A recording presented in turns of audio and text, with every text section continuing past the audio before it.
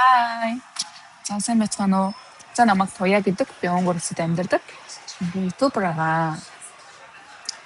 За тэгэхээр ойр үед ерөнхийдөө бичлэг хийгээгүй утсан байна. Тэгээд өнөөдрийн хувьд болохоор би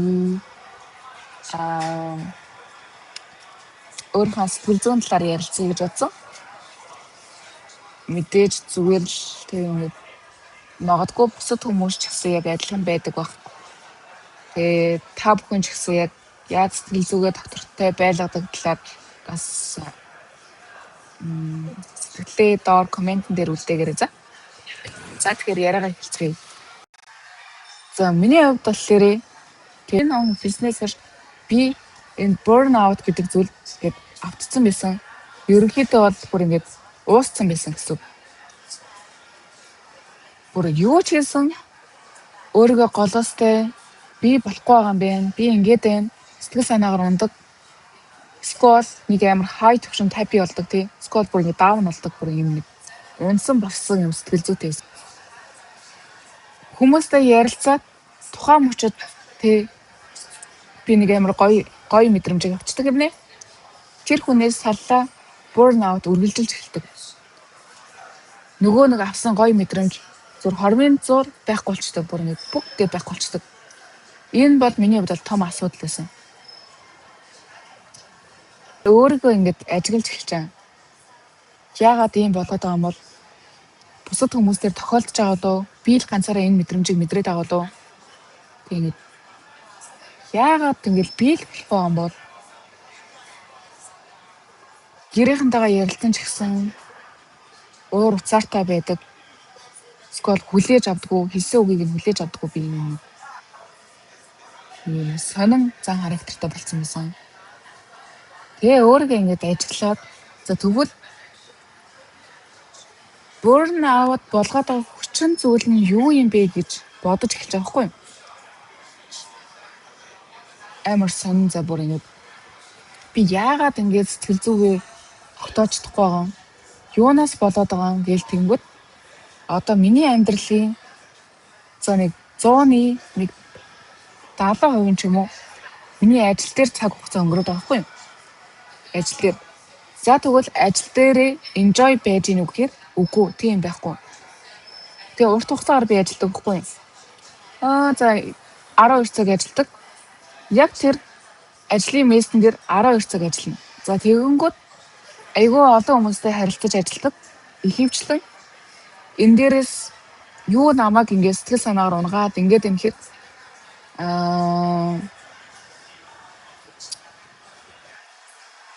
надаас дээгүүр албан тушаалтай одоо миний дарга нар гэсэн үг. Дарга л бол дарга тий. Тэр хүн чамтай яаж чарцсан болно гэдэг тийм хандлагатай. Тэр хүн өнөөдөр ууртай байх юм бол уураа чамраа гаргаж болно. Тэр хүний уур гарчлах юм бол би тэр стрессийг нь би өөртөө хүлээж авдаг. Тэгээ тэр хүн зүгээр стрессээ гаргацсан одоо ингэ стресс маань ингэ тайлгдсан л буцаага надад ямар илэрч байгаа тий. Надад ямар хүн туссан гэдгийг тэр хүн мэддэггүй. Хамаагүй шууд ингэ харьцдаг. Зүгээр характер нь бүр ингэ маш муухай. Тэгээ энэ бүр ингэ одоо юу гэмэр чимдээ. Одоо миний сэтгэл санаа ямар байх нь манай дарга шалтгаалдаг гэх юм уу? Тэр хүн өнөөдөр хайпи гоё надтай байсан бол вау би гоё хайпи болчдөг. Тэр хүн өнөөдөр ууртай юм бол би дагаад нурмаадаг, уурладаг. Уул нь бол ийм байж болохгүй хэрний ихэнх цаг хугацаа маань ажил дээр өнгөрөөд байгаа болохоор яалчгүй энэ хандлагыг би хүлээж авдаг. Тэгээ бусад хүмүүстэй адилхан за манай дарга ингэдэг юм чинь тэгдэг юм чинь гэд эхлээд бол тэгж хүлээж авдаг байсан. Сүүлдээ бүр ингэж автдаг болсон. Яагаад ингэж амлаа гэл ингэ бүр ингэ шууд ингэ автдаг болсон. Тэгээ хамгийн том шалтгаан маань бол энэ байсан. Хоёр дахь нь болохоор ингэж явчих жоохгүй. Ажлаас ахуулаад сэтгэл санаа маань тогтворгүй болоод дараагийн хийж байгаа юмнууд маань нөлөөлөд явцдаг.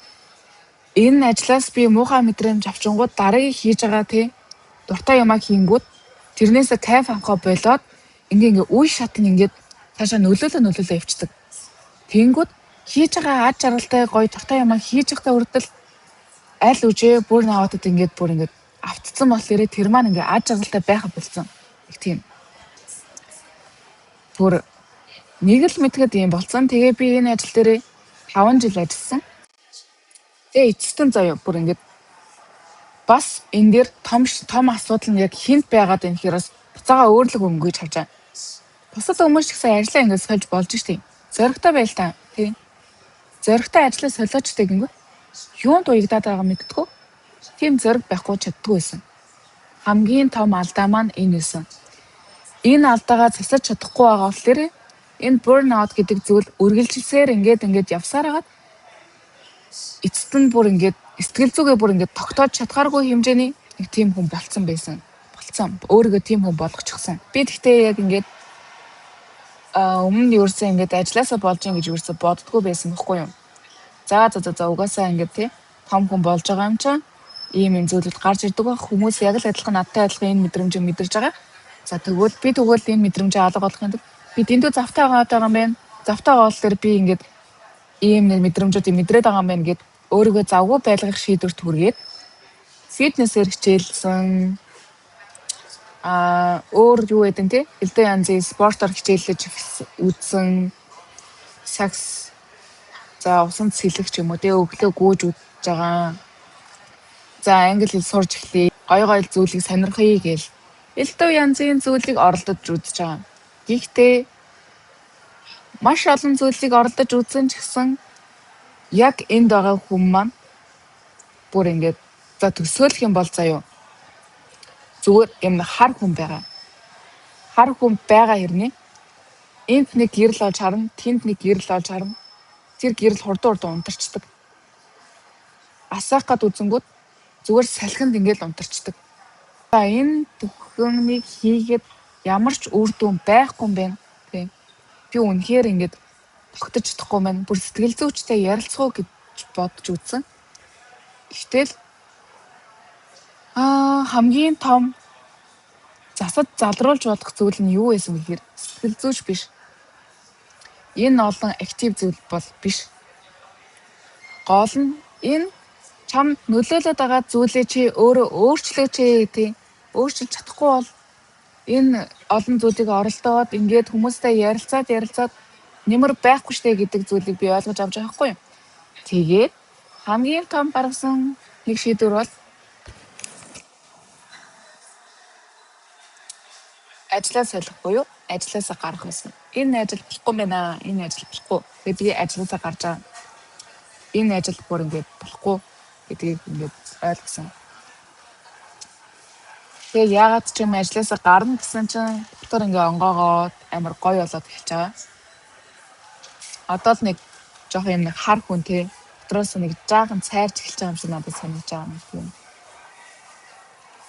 За burnout хүнд яаж нөлөөлдөг вэ?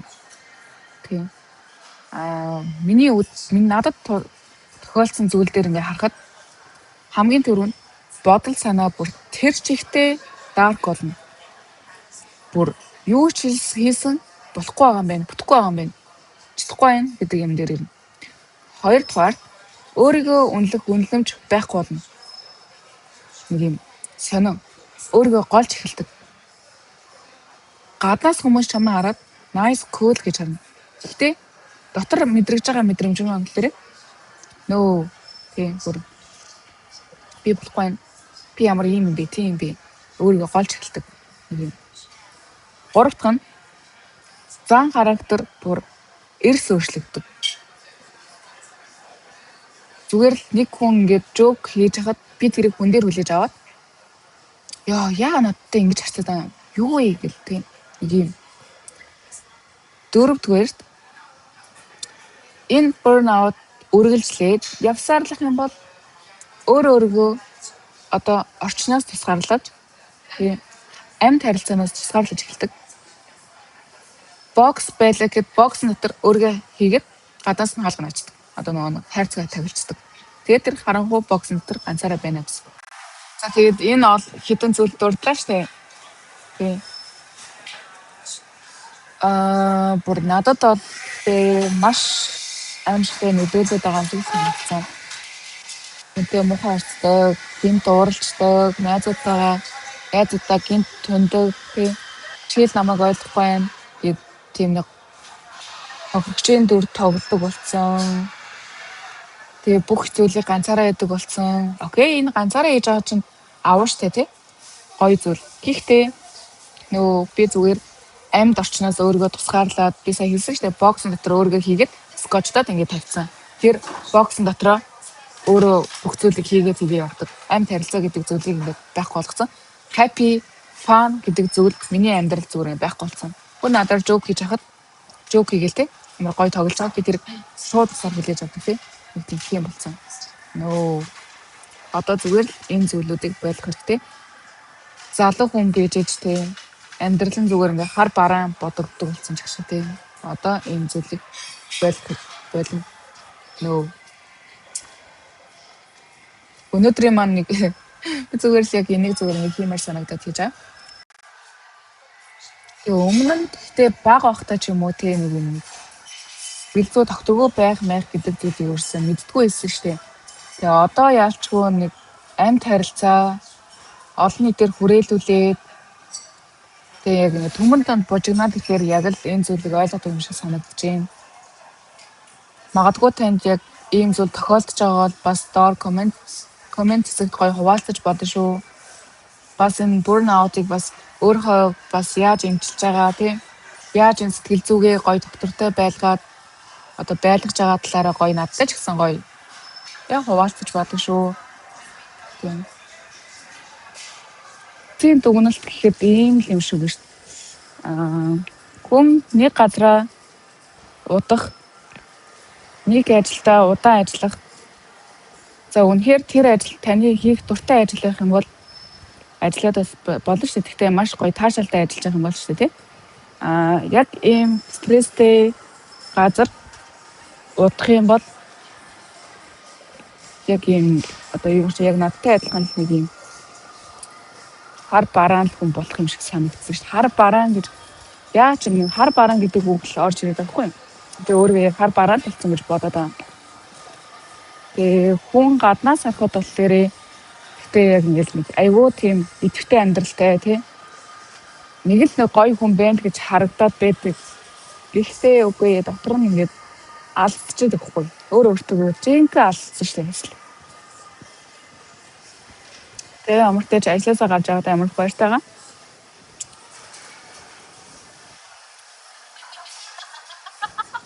Тэгээд өнөөдрийн маань бичлэгтэй хамт байсан баярлалаа. Bye bye.